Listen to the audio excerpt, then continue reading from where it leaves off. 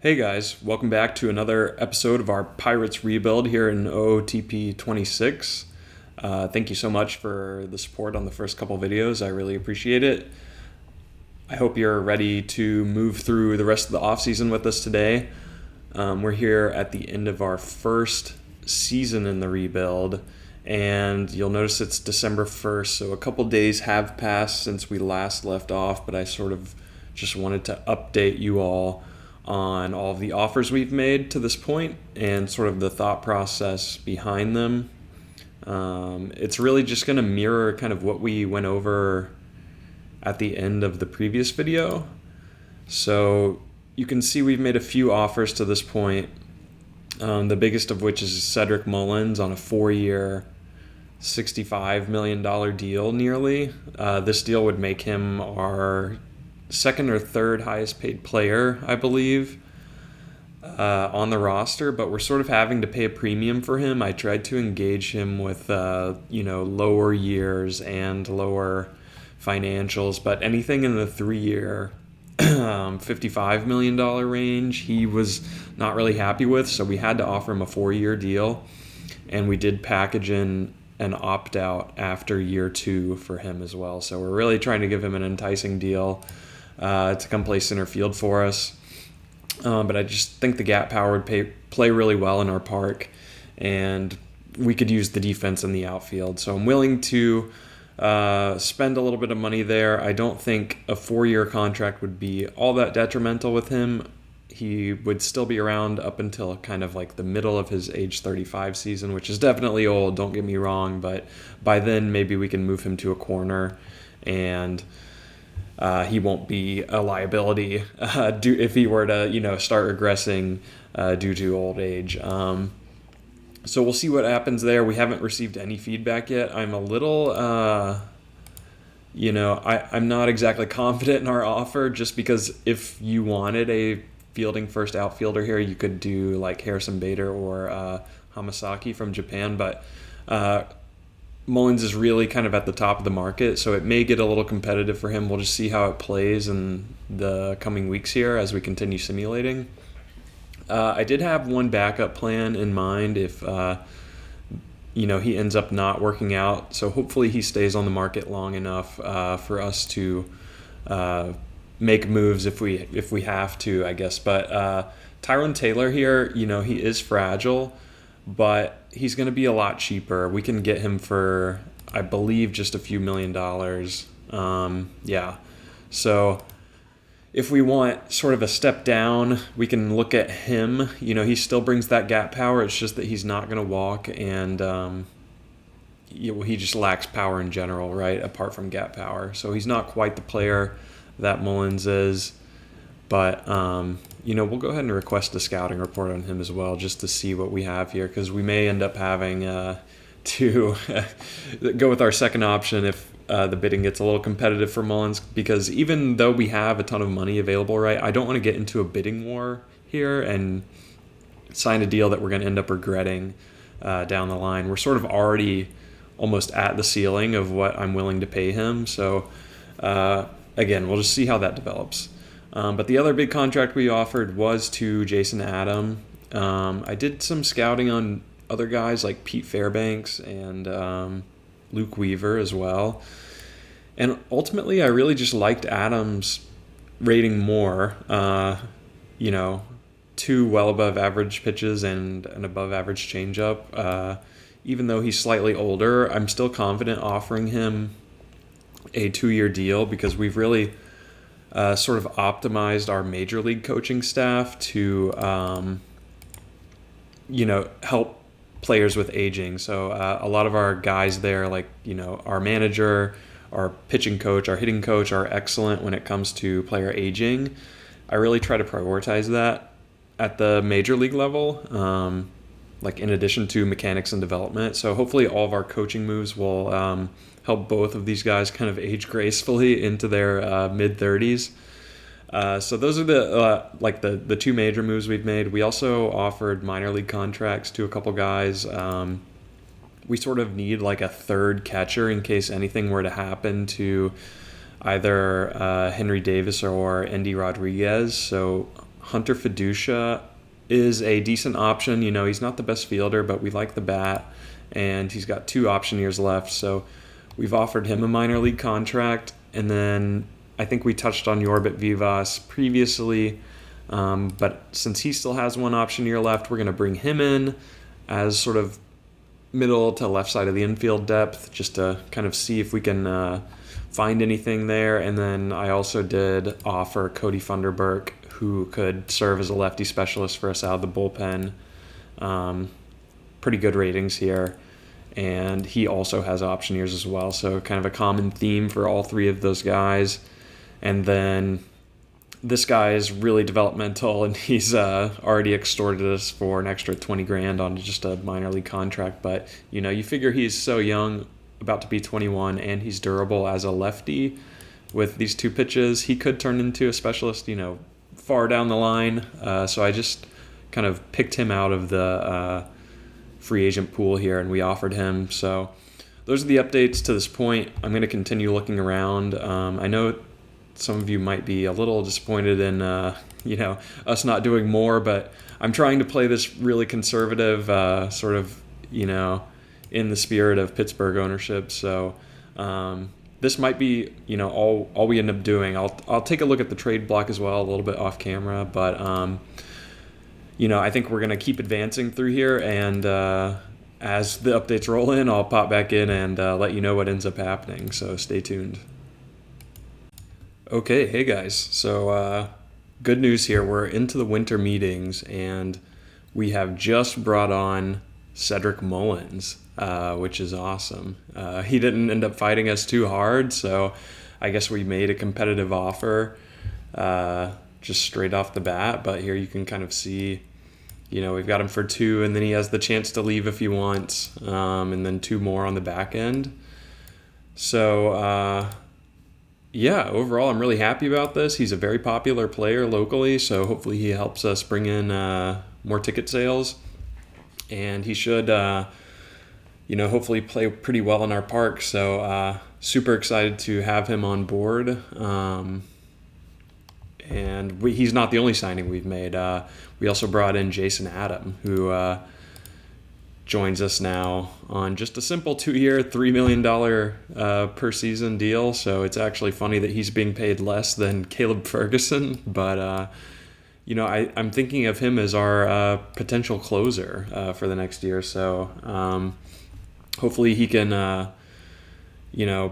shut games down for us. We have Santana as well, but I'm thinking Santana bumps down to set up again, and then we give Adam the full closer role. But between the 2 of them, hopefully we're, doing pretty well.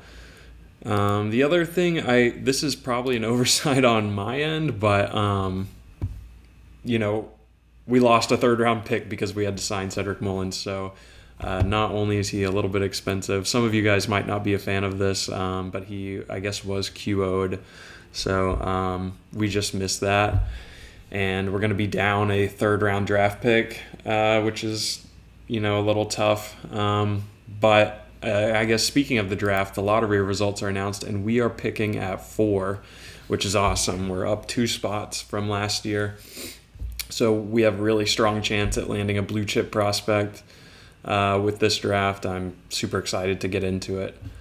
But in terms of, what's next, we have the Rule 5 draft in a few days here.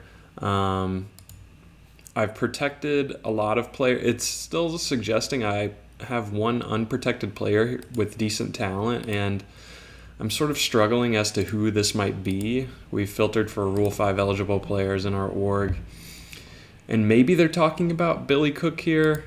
I wish it just told me on the other screen, but, I think his skills are, close enough to Gorski. We don't necessarily need both on the 40. And I was searching through here. I'm not sure what they could be referring to. I mean, it could be a number of these guys. There's no one with crazy high potential that's, eligible, that would be a high enough overall that a team would want to pick them, right? So I'm sort of struggling, but I guess it could maybe be Lonnie White Jr. We never really touched on him, but I mean, he's a 30 overall, you guys. I don't think he's going to contribute at the major league roster.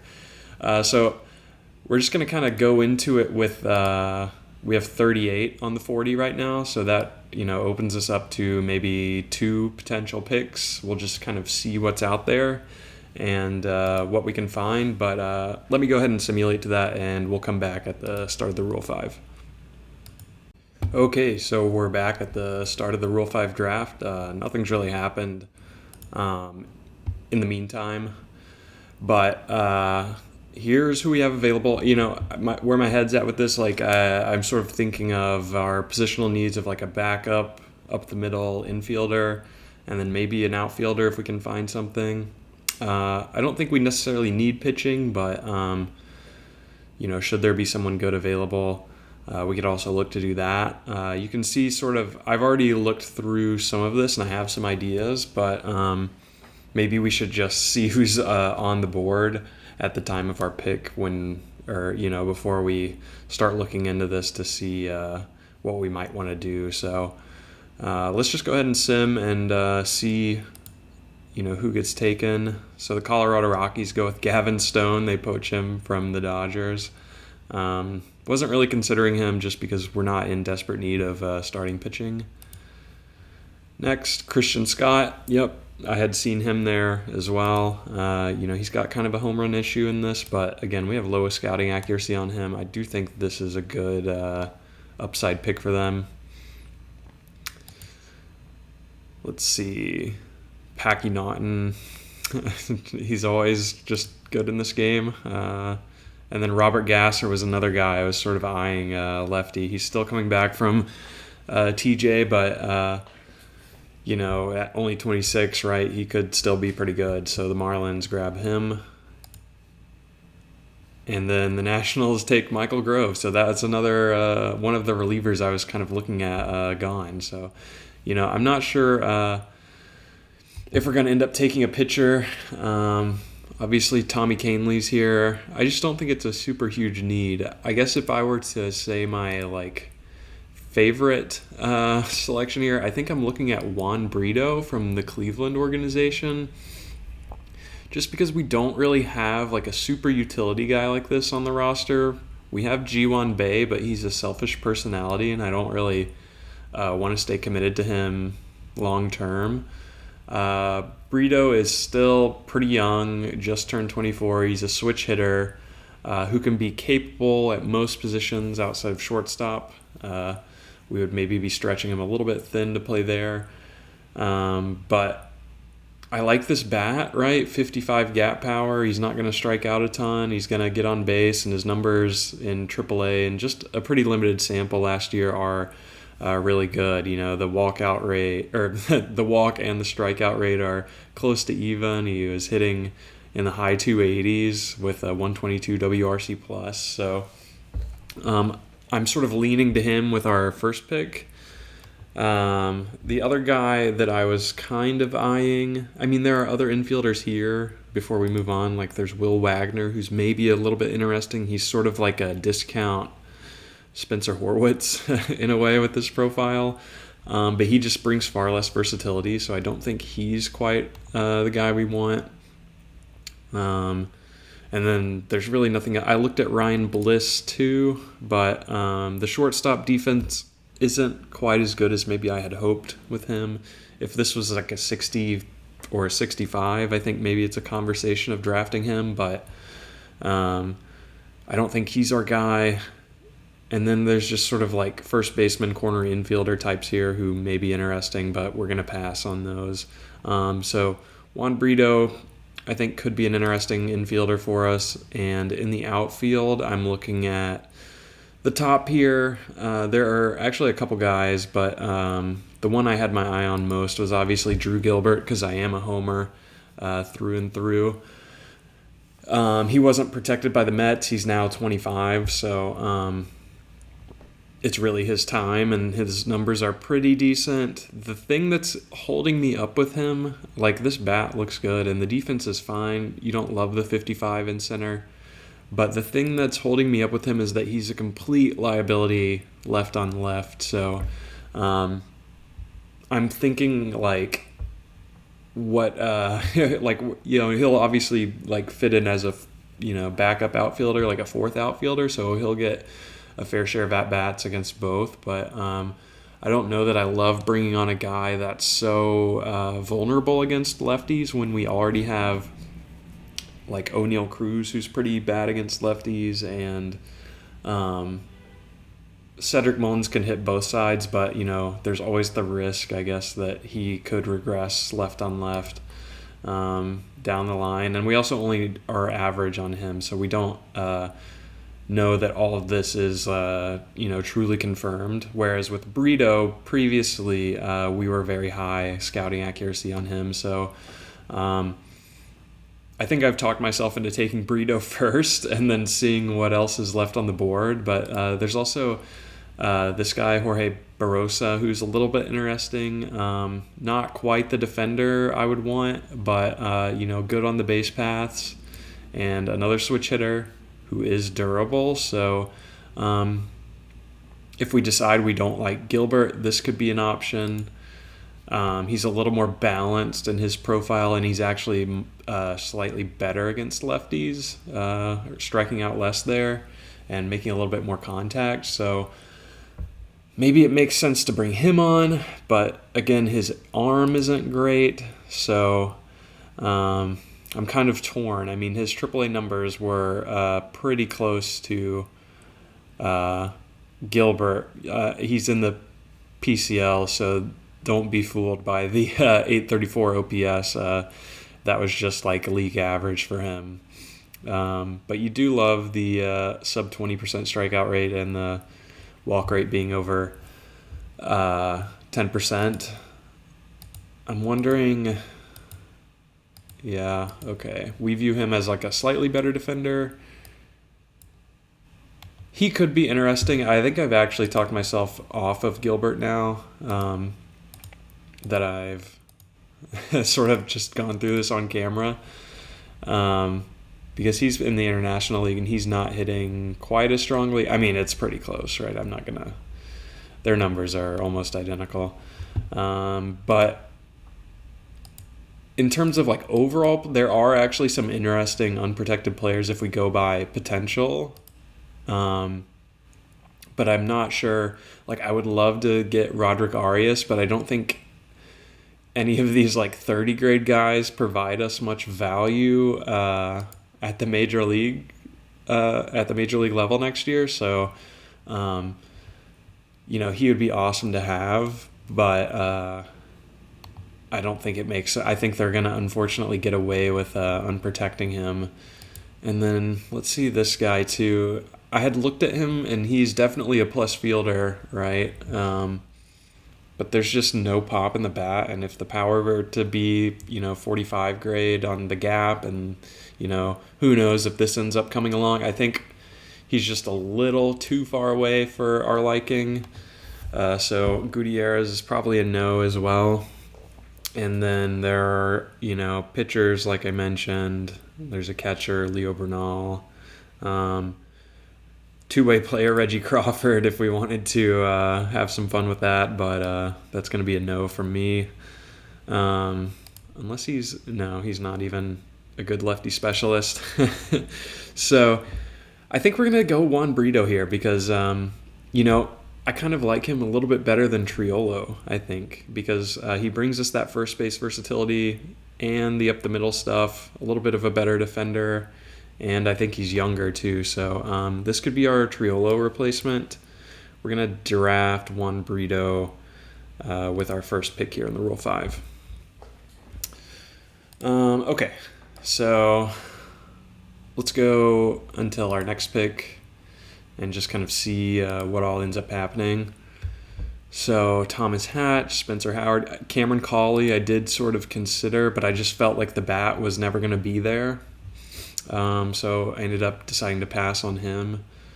But he's still just 22, so with this glove, you hope he can figure it out. But that's not a risk I was willing to take. Brendan Rodgers, interesting to see him here. Maybe he was injured or something. We have low scouting accuracy on him is why I think to say that. But Ryan Bliss does end up getting selected, and a couple of other guys. So let's see what else we have here. Roderick Arias still there. We're not going to do it. Tommy Canley still here. I just worry that 36 is a little too old, even though we signed Jason Adam, who is only 2 years younger. I just worry that this is like a little bit past what I'm comfortable doing. AJ Block, I'm not really all that familiar with. The velo is sort of low, so although he could be decent against left on left, I just don't think we need pitching. I like the guys that we have generally. Austin Martin, if we wanted another utility guy, but he's just an older Juan Brito essentially that we just took. So maybe we go back to the outfield here and look to bring on Barossa. I think I like him better than Gorski, although Gorski is a plus defender. It's just that Barossa is going to give us more batting upside. You know what? Let's just take Barossa, and if we end up moving on, it kind of is what it is. We can just release him back, no issue. But let's take him and then wrap up the rest of the draft here and kind of see what ends up happening. Okay, Jake Bowers ends up going to the Diamondbacks, and then a couple more guys. So we'll just keep skipping through the remainder of the draft and, make sure none of our guys get taken before moving on. Wow, I guess guys are still being taken. There's no way. Okay, the draft is finally over.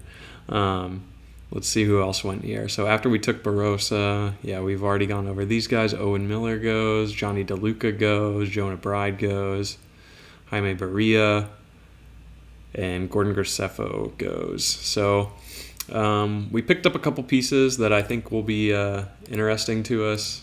I'm curious if we... he was already defaulted back to second base. I was going to make that change because he was listed as a first baseman when we drafted him, but, I think he'll just fill in at first base like once a week or, every 10 days as needed. And then Barossa is at center field. I think that's fine. I mean, let's get a scouting report on him, though, just to kind of see what we have.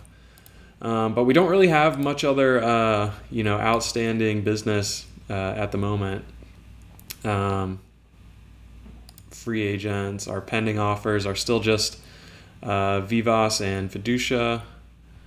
Funderburk is extorting us for a little bit more money. But I don't think we're gonna. I think we're gonna be quiet with the rest of our money and just funnel that into player development and scouting. But we can take a look at a couple of the deals that have happened up until this point. Matt Strom's going to the Twins. There you can see our Mullins deal, big money. JT Realmuto to the Yankees. That's interesting. I know they traded away Austin Wells in this simulation. Ranger Suarez is getting paid by, he's in our division now. That's great. $105 million for him. Pete Alonso is going cross town to the Bronx, on a $255 million 6-year deal. And Kyle Tucker only gets $207 million, and he's going to the Dodgers. Wow. I did not know that happened. Devin Williams is getting Cedric Mullins money to close games in also New York for the Mets, and then Bregman's getting 101 to go to Baltimore. Interesting. So staying in the AL East there. Scherzer to the Dodgers and Kershaw to the Diamondbacks. That's certainly interesting. And Schwarber returns to Philly on a 5-year $180 million deal for the DH. So there's been a lot of oh God, Chapman, 2 years, not 1 year, but 2 years for the 37-year-old Aroldis Chapman to go to the Mets to replace Edwin Diaz, who moves to Seattle. Who, it's interesting they would bring in Edwin Diaz when they just had Andres Munoz win reliever of the year, but who am I to judge? Those were the moves up until this point. We're going to keep moving here. Honestly, the next time I might check in, it could be international free agency, so that'll be exciting. We'll try to bring on a couple talented prospects into our system, so I'll be back in a sec. Okay, so I lied. We're back a lot sooner than expected, but it's the halfway point of our player development cycle.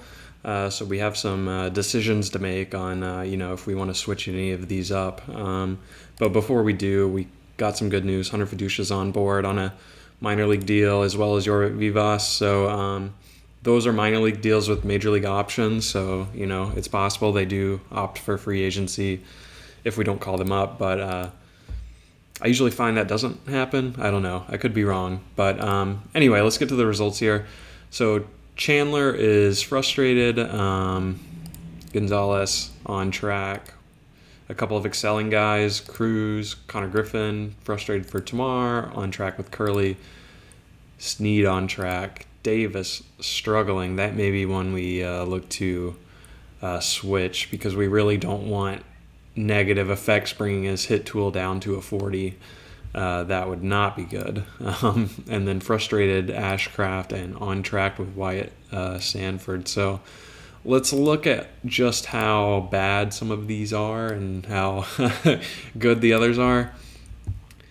So, I think I'm content to leave a frustrated program just on the outside chance that we get some good dice rolls that bring it back to on track. I love that O'Neal Cruz is excelling. Same with Connor Griffin, obviously. Termar is relatively close, so I think we're good keeping him there.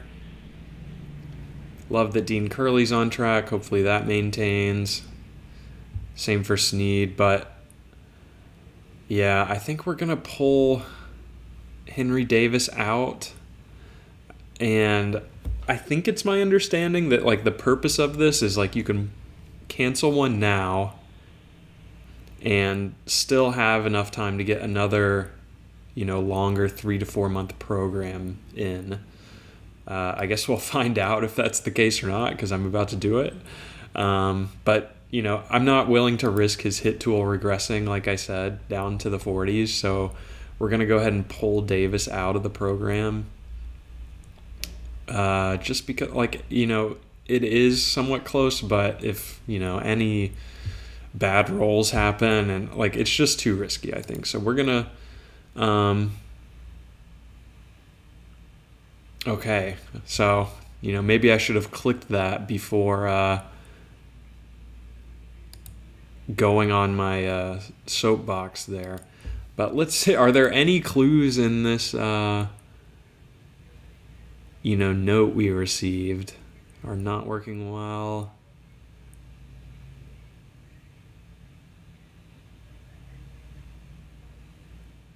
I think we're still going to terminate it just to see what happens, because I feel like that's what this feature is built in for, right? Sure, we got that warning, but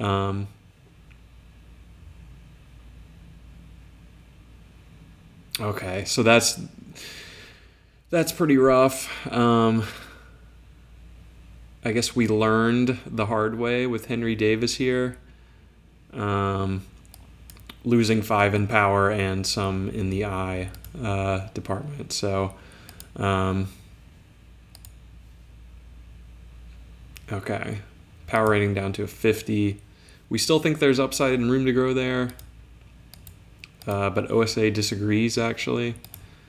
So maybe we'll re-scout him and just, hope that the damage wasn't too bad, I guess. I actually haven't even considered who we may replace him with. But I was looking at Spencer Horwitz, and I'm thinking about this is something I sort of considered off camera, is like, we like his ability to get on base, and we want to hit him high in the order ideally, but I worry that he's like clogging the base paths, and the speed being so low, and like, the base running being low. So I'm wondering if it makes sense to do some sort of base running program with him. Okay, so it does look like the longer 3 to 4 month programs are actually off the table. So we'll only be able to train defense and stealing, I guess, a couple of times in the slot now that we've removed Henry Davis from it. You know what? Let's actually put Henry back in there, and let's give him another hard program. Let's improve his defense at catcher. Let's just double down on the Henry Davis experience here and see what we can make happen here. I was considering, I guess, if the longer programs were available, maybe we could have tried something a little more ambitious, but let's try to recoup some of the ill effects that we've put on Henry Davis. But we're going to leave everyone else, so sorry this went a little long, this segment, but I'm really excited at these two excelling. I think we have a lot to look forward to. So international free agency coming up soon. I'll be right back. Okay, guys, we're back at the start of international free agency here. Before we dive in, though, I wanted to give an update on one more negotiation that we have been sort of exploring recently. Andrew McCutchen is still out on the market, and y'all, I kind of want to bring him back. Just for the memes, I've offered him $5 million several times, and he's still receptive to, the conversation. He's just not liking what we're saying, so he's maintaining his $10 million a year stance. I'm just going to leave it for now, and maybe he comes crawling back to us in a couple of weeks when, other teams, are also refusing to give him $10 million. But I did sort of want to, give an update, as I'm sure you were wondering. And also, we kind of need maybe one more, I would like another righty in here. I don't love lefty-lefty, we slot Davis up and then, who knows. Anyway, we're here to talk about international free agency. So, I've been sort of doing the scouting off camera, in the shadows, if you will, and we think there are a couple of good 80 grade guys and a bunch of 70 grade guys. Of course, we're going to think that our scout just loves tools, but a couple of them are pretty interesting. This year we're on a level playing field with everyone else. But we can go marginally over. If you read through these rules carefully, you can actually spend, up to 104% of the allocated budget and not be, super penalized. The only penalty is that you'll be taxed, the tax will be doubled, but, the financials up to 104% are pretty minor. So given our budget, we can go over if we need, but I'm not going to go super over. I'm not going to spend $10 million on a IFA signing. I don't think there's a generational guy in here that would, warrant that. But there are several guys who the league is very interested in. We've tried to build good relationships with a lot of the top players, but, we're only able to get to strong on some and average on others. But I'll show you a couple of the guys that we're considering, but I kind of already know which one I want to go after. But the top guy is this corner infielder, Benito Alcantara. Love that he's only a medium development risk, and you're thinking big power corner outfielder here. So this is really good. It's sort of the ideal profile. The only thing is he's a righty, but, average in all of the hit tool. The gap power is only average, but you like the high work ethic and you think there's a lot of pop in the bat. So I view him as the crown, the top dog in this class. I think he may even have the highest demand. But still pretty high though. I don't know if he's the guy we're going to end up going after. Although after looking at him, I can't talk myself into it. But let's review the other guys and maybe we'll circle back. But there's only really one pitcher that's super noteworthy, Jose Famia, who is only 5'11", 165, so he needs to get in the weight room and eat a little bit more. But 5-pitch guy, good control, but this is all extreme development risk. You do like the funky release over the top, and he's got good stamina, and he's not fragile yet, so that's all promising. He could definitely be awesome. Measurables aside, all of these pitches could be amazing. We do have a good relationship with him, so we could possibly compete, but I'm not really I think you can find pitching in the draft. I don't like through the college market. I don't think you necessarily need to go IFA for pitching. I tend to favor positional players just because there's not many guys like this available in the draft with such high ceiling, right? This guy, Danny Jimenez, is maybe my number 2 choice if I had to rank, because he's got a great personality, capable on the dirt, actually has right field versatility as well, but he's not going to wow with his defense. What's really awesome is the gap power and the power, but similar to the guys we've drafted, Quentin Young and Dean Curley, like there's a risk of a strikeout issue. If this were to regress down to 40 or 45, then you're looking at more of a homer strikeout kind of guy.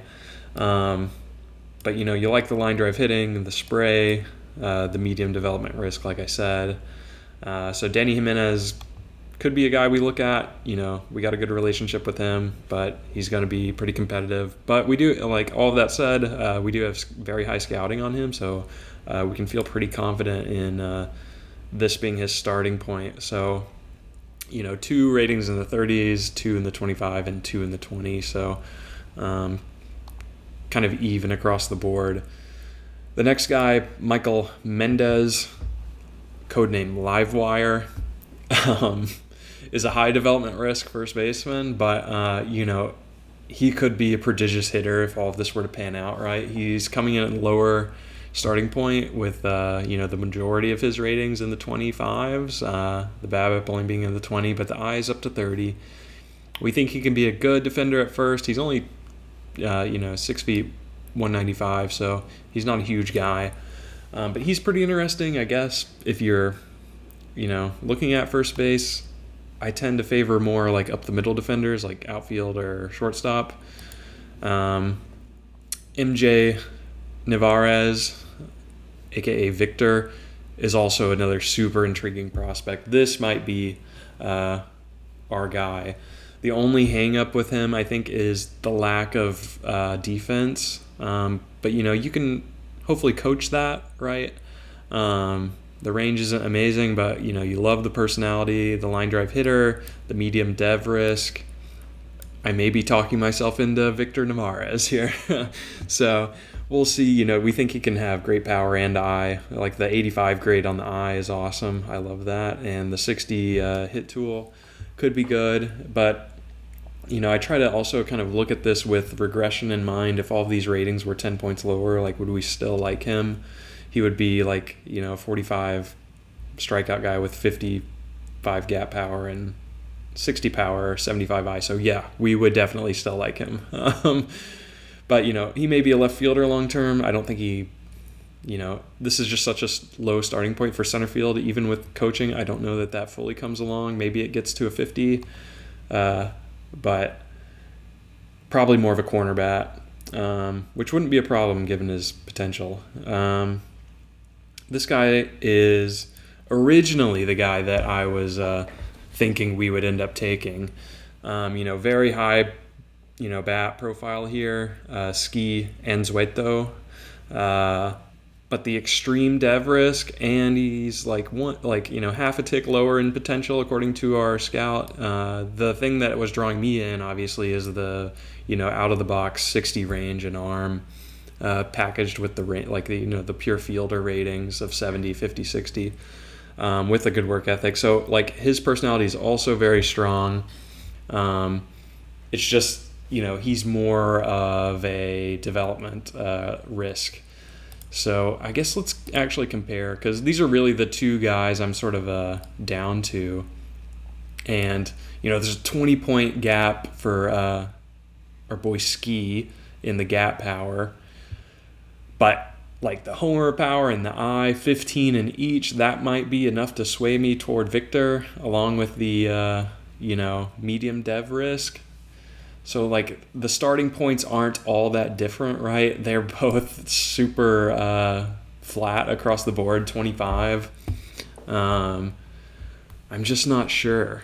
I think the starting point, or, the highs here for Nevarez might just be enough to convince me to go after him, because if we do the same exercise that I did earlier with Ski, and we assume all of these ratings are actually going to be 10 points lower than they are, we're looking at 55, 45, 55.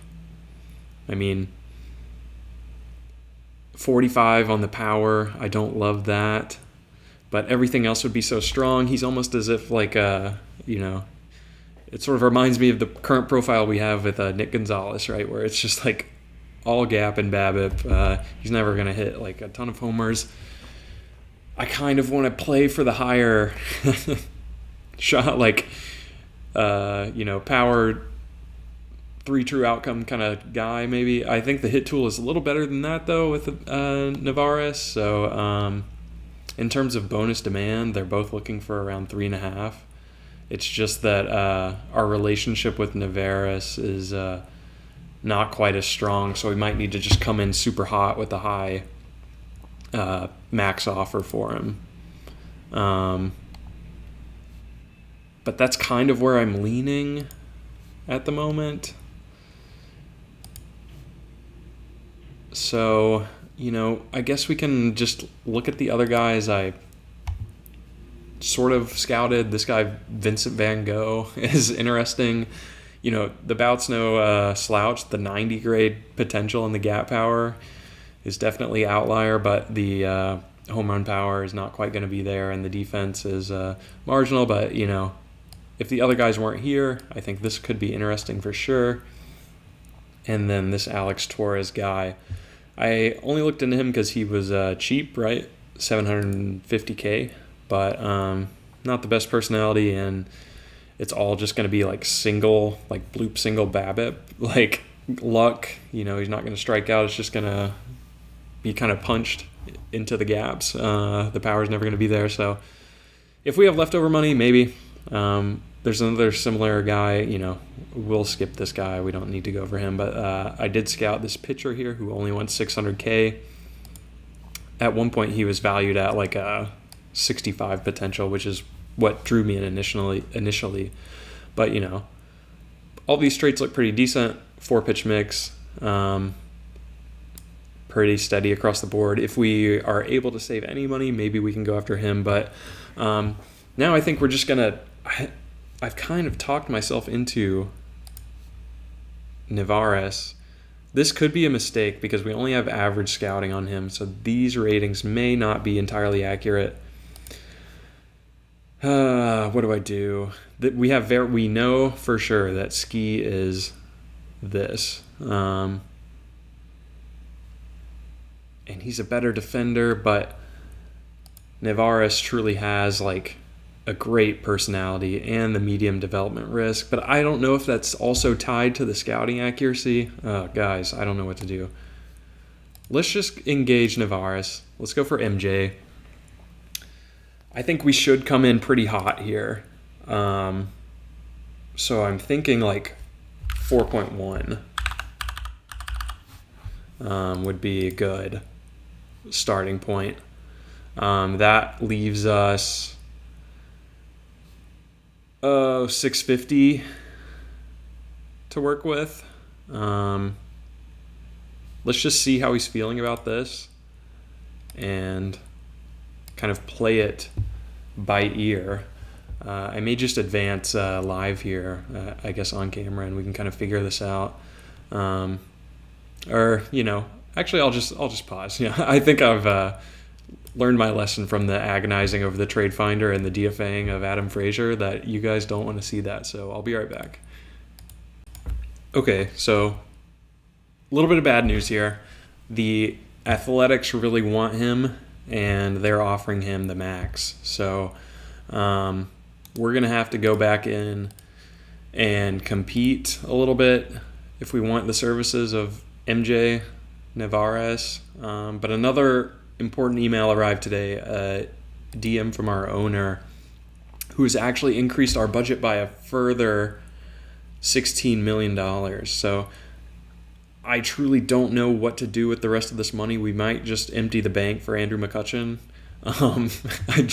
As silly as that sounds, like I don't know what to do with it, because I foresee us, investing heavily in scouting and player development. So I think we're kind of done on moves. Like I don't know who else is even available that we could bring on. I guess maybe something in the relief market. I don't know. None of these guys are.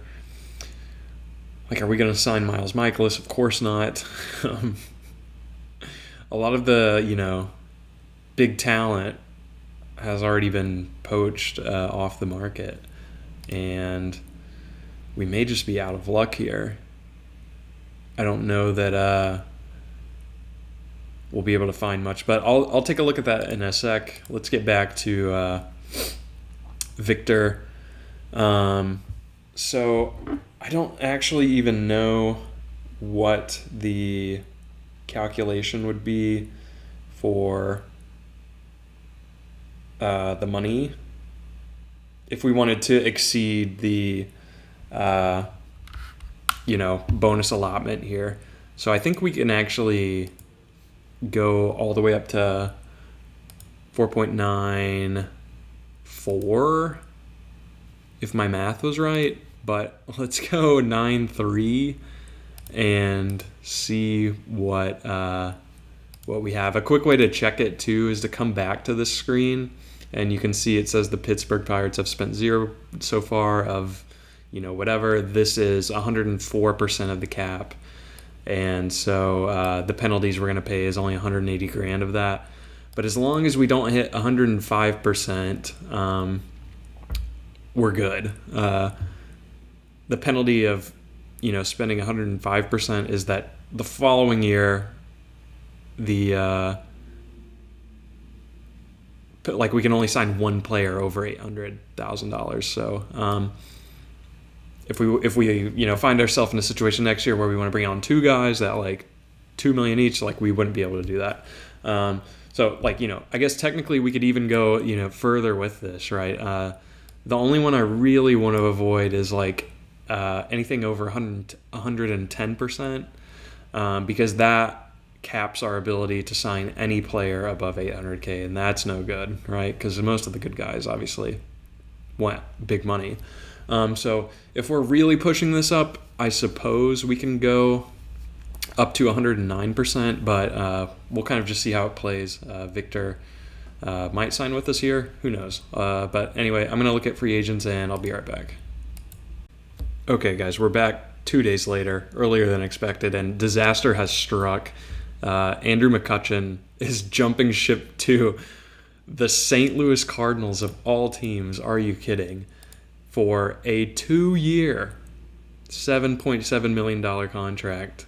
Granted, it's a vesting option, but he's been promised a starting lineup role, and we could trade for him back. But just what a betrayal from McCutchen here, It's absolutely unbelievable. And of course, the fans are not happy, right? There has been a noticeable decrease in fan loyalty, and our players are upset as well. So what are the impacts of this? Marginal, I would say. The fan interest at the start of the offseason, I believe, was 58. You can go back earlier in the video and double check me. But I think it was 58, so we only lost 4 points, which isn't, the end of the world. But McCutchen and Bart were both negative impacts on this. I think at the start of last season even, fan interest was as high as 61. So as you can see with our maintaining our ticket price here, we're projected to come in under year over year on all of our key metrics here. So we're going to have to lower that to play around with it and hopefully get back into the green with these, but I'll manipulate that off camera.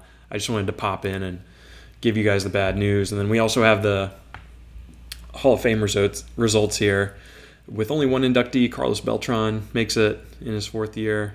A lot of guys dropped. Manny, A-Rod doesn't make it. Chase Utley's there. Felix Hernandez. So not too many surprises, I guess.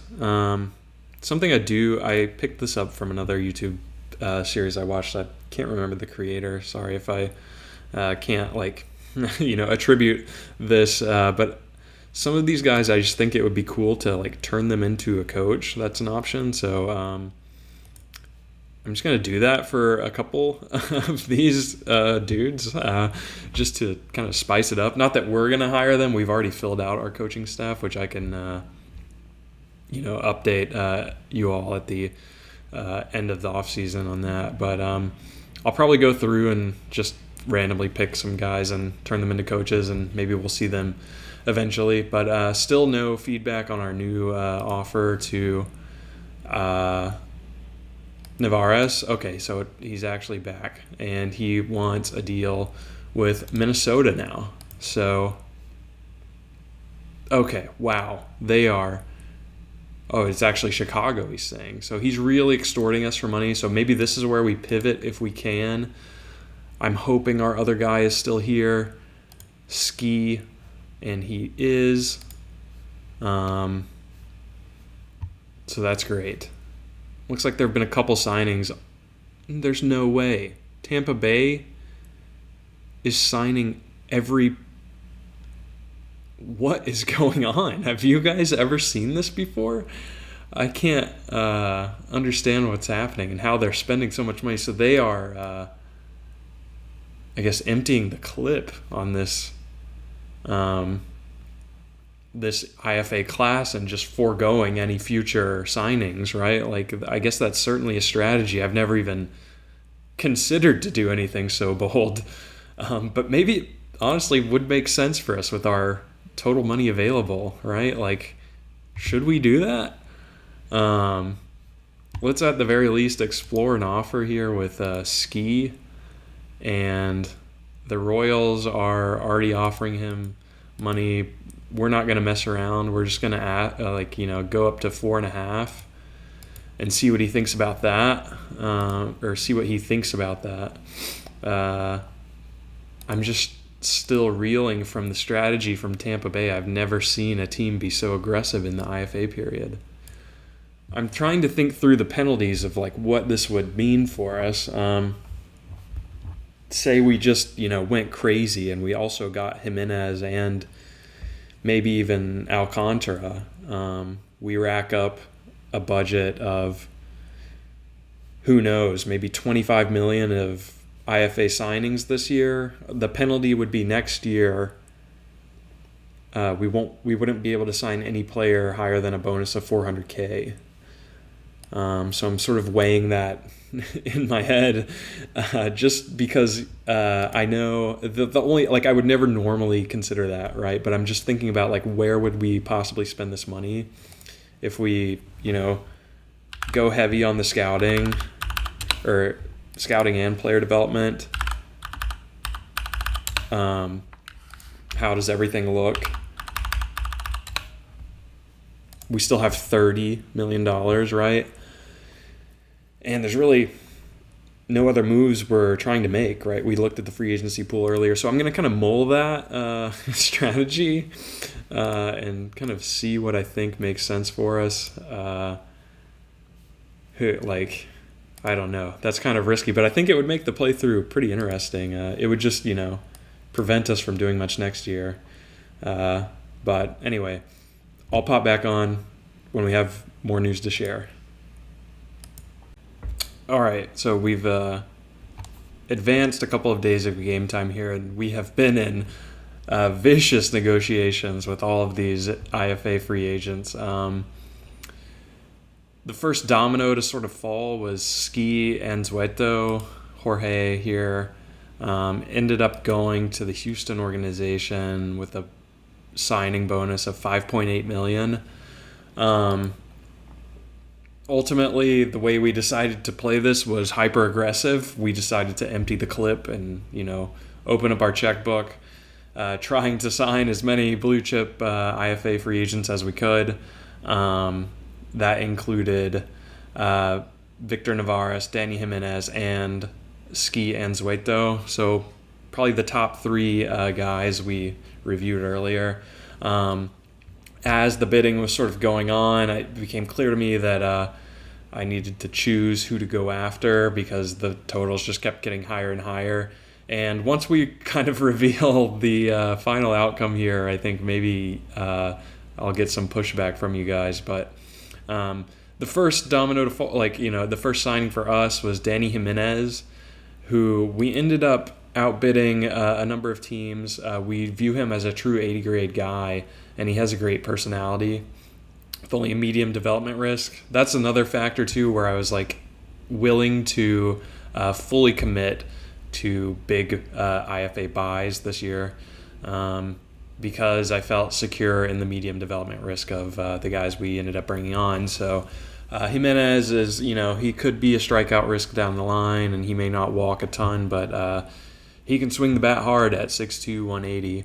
And the total for him ended up being $5.1 million, which on the whole, not bad, right? That's still under, if you're factoring in the budget of 4.75, it's still under 110% of that total. So if we left it at Danny Jimenez, we could have brought another guy on next year at a high signing bonus. But, I felt like with our budget situation, the quality of prospect, we may as well also pursue Victor Nevarez. So we did end up signing MJ Nevarez, who we also view as a medium development risk, but I couldn't say no to this bat. It's just too good, along with the personality, for me to pass up. And the spending on him got a little outrageous. We ended up paying $7.6 million of bonus money to Victor Nevarez. So that brings our total IFA spend up to $12.7 million. And we're paying almost $8 million of penalties. But, what can our owner expect when he gives us a $14 million budget increase at the preseason? We got to figure out how to spend that somewhere, right? So, honestly, now that the ship has sailed on abiding by any of these rules, we're in full Tampa Bay mode. They've somehow spent $35 million up to this point. So while we're sort of, competing on their level, they are far exceeding anything we could ever dream of. So all that to say, I may continue even shopping here, to be honest, because at this point, what do we have to lose? We still have $14 million of available money to play with. I'm not going to run it down to zero, but if I see a prospect I like, I may, jump back in. I did sort of try to adjust the ticket prices here to give a little bit of boost to our attendance at least. I think the loss of McCutchen is just going to be really damaging in terms of season tickets and, all that. But I couldn't get the revenue per game to the positive, even if I were to manipulate it. I may take another look at it with, a fresh brain in the next episode, decide to try to land on something that's more close to even, but that's the development there. One other thing before we keep it moving, Henry Davis was successful at his defensive program, so we love to see that. We're still sort of battling against the loss of eye and power where we pulled him out of the dev lab early, but we treat that as a learning experience. We'll just keep moving on. I'm happy to see the defense improve, even if it's not a full jump in the grade. I think it's only going to benefit us if we plan to use him as our everyday catcher next year. But the replacement in the dev lab that we made was Spencer Horwitz on a base running fundamentals program. I think I had mentioned that I want to hit him high in the order ideally, and I don't want him clogging the base path with his low speed and just poor instincts. So hopefully we can improve that. And then we're just a couple of weeks away from all of these other guys finishing their programs. And right now, should it end today, we have 4 excelling programs, which is awesome to see. Connor Griffin is just on the edge. Hopefully he maintains.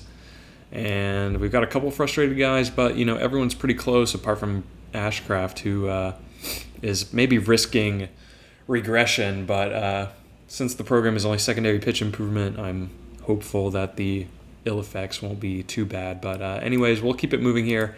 We're probably not going to do spring training in this, but we only have a couple more days until it begins. So I'm going to keep simulating here and see if there's anything maybe we can do with the remainder of this budget, because we got to figure out how to use it somehow. So I'll be back in a couple minutes. Okay, guys, it's a big day here. It's the opening day of spring training. We have a ton of updates to review. The first of which, I guess, will be that we were continuing to be active in the IFA market, and we ended up also bringing on this reliever, Tony Avila. Just loved the 85 grade fastball and the potential that he could be a triple-digit guy with the over-the-top funky release. So we also brought him on. We figured the ship sailed on saving any money for future IFA years. So next year is going to be pretty quiet for us there, but I felt like this was some good talent still left on the market, so we brought him in as well. So that brings us 3 total guys with Avila and then MJ Navarez and Danny Jimenez. So not something I've ever done before, but I'm excited to see how it turns out. We're also 1 day away from our training results. Spencer Horwitz is excelling in his program, but it's only at the halfway point. So we'll get all the other results when we simulate tomorrow. But, we have our spring training roster set. I had a couple non-40 invites that I made, but no one super important that we need to see. But here's a look at kind of the pitchers that we're bringing. We'll do some form of stat review maybe at the beginning of next episode, but this is I just kind of wanted to show it here so you can get an idea of what everyone's going to be doing. We're going to set aggressive pitch counts on our starters, so hopefully they don't get tired. I actually did want to set this to a 6-man rotation. That is strict order, and we're going to bring Thomas Harrington in there too and let him try to build back his reputation from his awful 2025. But those are the pitchers. Lineup wise, you can kind of see all the guys we have here, and then just a couple of random guys around the diamond. I weirdly felt compelled to start Ronnie Simon against lefties. So we're doing a platoon of Termar on the one side. We're going to try to train him up in left field, but he's really not much of a lefty hitter right now. And again, the plan is not to bring him up to the MLB's off-rip opening day. We're going to send him to AAA and let him develop a little bit, but I'm going to let him get a couple of initial reps here at left field. But maybe we should respect Ronnie Simon a little bit more, because I was looking at these ratings and they're not half bad. And, decent outfield defender. I mean, nothing special, but he's at least not going to make a ton of errors out there. So as a switch hitter, maybe he gets run with this year. Who knows? But I'm going to kind of plug and play with this too as we go, but I'll do all of that off camera. Let's get to the main event. I wanted to simulate through this first game and get to the training results so we can review those together. As you can see, even after our historic IFA spending of nearly $23 million, we are still $6 million above budget. So I think the plan is just going to be to keep that.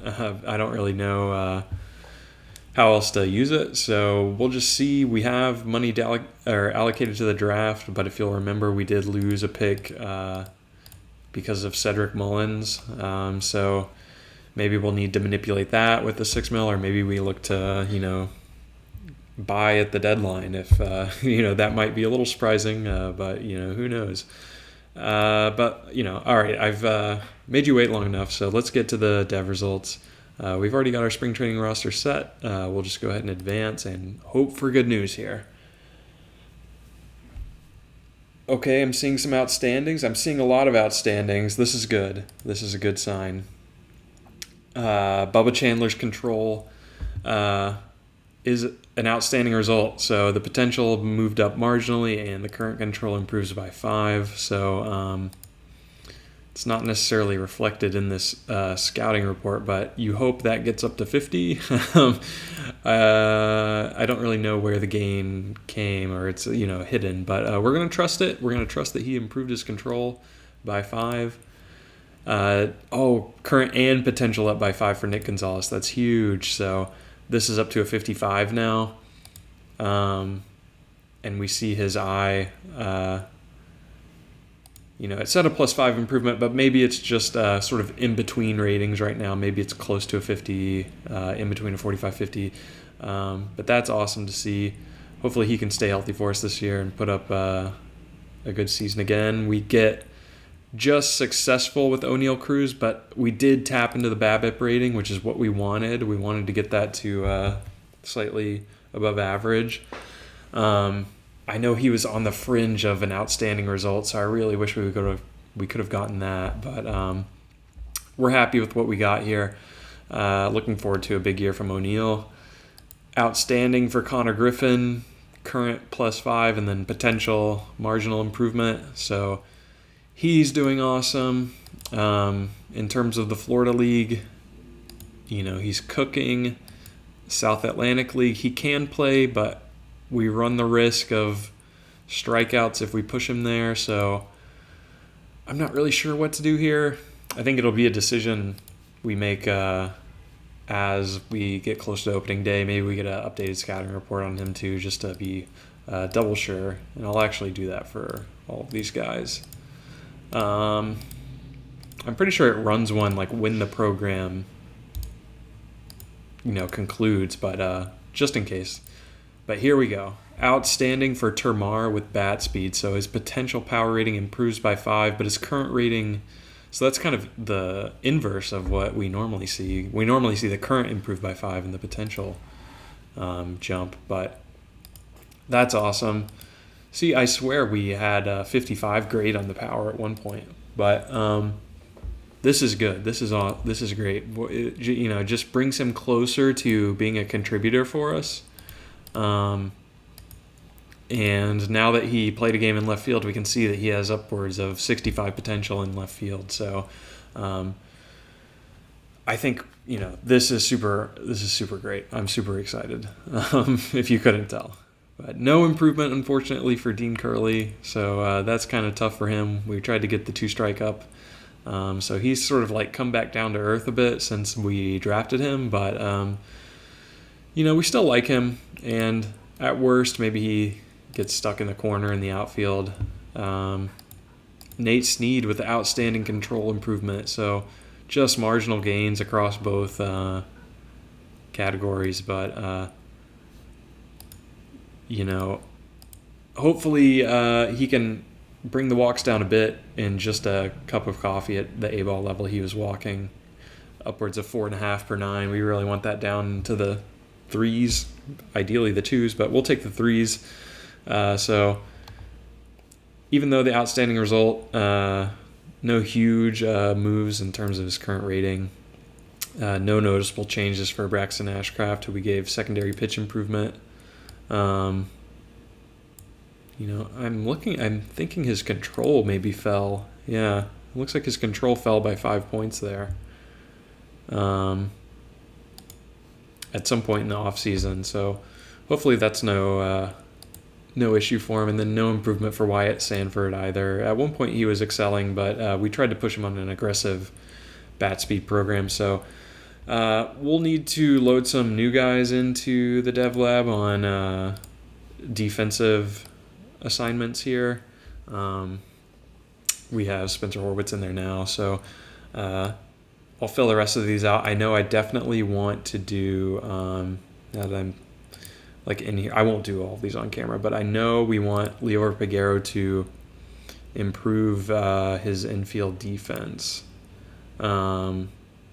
Just because he has been thrust into our full-time shortstop role. So that's going to be a challenging program for him. I don't think there's anything else I think that was the right program. Yeah, learn new position, stealing, bunting.